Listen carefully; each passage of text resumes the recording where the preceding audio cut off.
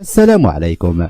إذا كنتم من المتابعين الجدد لا تنسوا دعمنا بالاشتراك في القناة وتفعيل زر الجرس واتركوا لنا لايك للفيديو وشكرا لكم. بعد خسارة بلجيكا أمام المغرب، تشاجر فيرتونغن وإيدن هازارد في غرفة تبديل الملابس، فقد كان هازارد يصرخ في وجهه أن المدافعين كانوا بطيئين للغاية.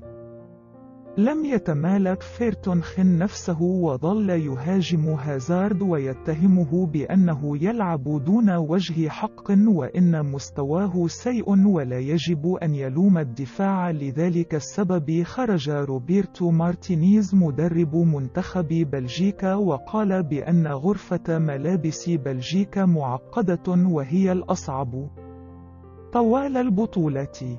الأجواء داخل فريق بلجيكا في أدنى المستويات، لذلك تم عقد اجتماع عالي المستوى لحل الأزمة بين اللاعبين فدي بروين وكورتوا لا يتحدثان مع بعضهما البعض، ولوكيكو وباتشوي غير أصدقاء، بينما علاقة هازارد مع تروسارد غير جيدة، وهذا السبب منطقي للغاية ويفسر لماذا كل هذا الانهيار الحادث داخل المنتخب البلجيكي.